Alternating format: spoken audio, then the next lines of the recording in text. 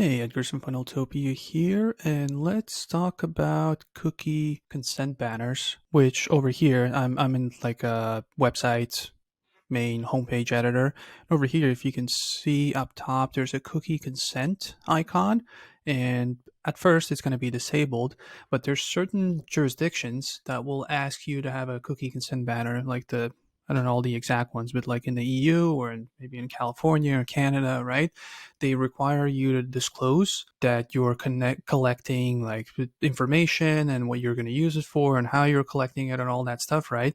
And you want to give people the option to opt out or at least warn them, depending on the jurisdiction, what is allowed and what not. That's a whole different story.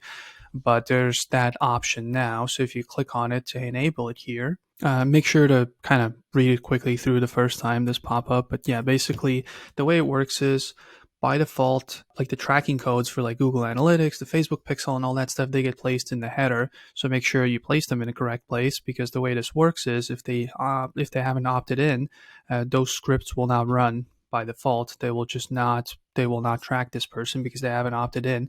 So if you want this to work the correct way according to the law and all that, to make sure those tracking codes are in the header where they're supposed to be. And that's how it kind of works from a technical standpoint when it comes to consent. And then the way it's set up in Funneltopia in the back end, right? So if we accept it the first time, you can see the banner here at the bottom.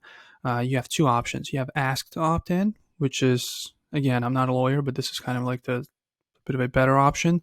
And then there's don't ask, which is just, hey, we're collecting your information. Okay. So this is like the more common one, but again, it depends on the place. Like most places in the world won't even need this, and it won't show up. And obviously you can edit the text. You can do, I think it was under advanced settings, or no, styling options. You can do like different colors, more to your brand and all that stuff. So yeah, check those out. This seems like a minor thing and kind of like an annoying thing sometimes, but depending on a location, this is actually required by law, and this is something that you need to disclose. And yeah, when it comes to, like, as it says here, Facebook Pixel, Google Analytics, Google Tag Manager, all those codes, right, to keep track of the person that clicked on your ad and what they're doing, all that stuff, it needs to be disclosed in certain locations. So yeah, but this is a really good thing, and make sure to check that out. Make sure to enable it.